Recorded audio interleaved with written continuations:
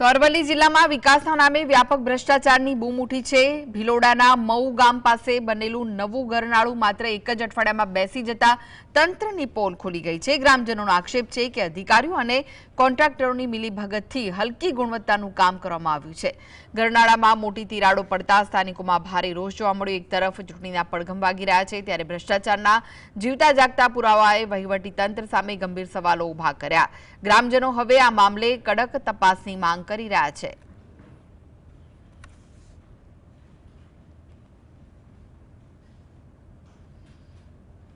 સારું બન્યું છે તે અમારા ખેતરમાં જ છે। અમે અવારનવાર આવતા ત્યારે કહેતા કે ભાઈ આ કામ બરાબર થતું નથી, તો મજૂરો અમને એવો જવાબ આપતા કે આગળથી આદેશ પ્રમાણે અમે તો કામ કરીએ છીએ। જોયું તો રોડ રસ્તો ગરનારું બધું તૂટી ગયેલું છે, બિલકુલ છેલ્લી કક્ષાનું કામ કરવામાં આવ્યું છે। લગભગ અહીંયા અમે નીકળતા હતા, ખેતર અમારું બાજુમાં જ છે, તો અહીંયા કોઈ અધિકારી હાજર પણ નહોતા।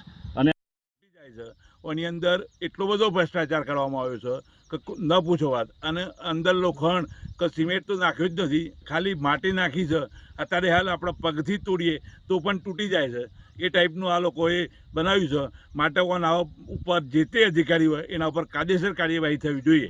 જ્યારે કામ ચાલતું હતું ત્યારે અહીંયા આજુબાજુના જે ખેડૂતો હતા એમને મજૂરોને પણ કહ્યું કે આ કામ બરાબર થતું નથી, તો એ લોકો એવું કહેતા હતા કે આ મને તો જે અધિકારીઓને જે કોઈ કહ્યું છે એ પ્રમાણે જ અમે કરીશું।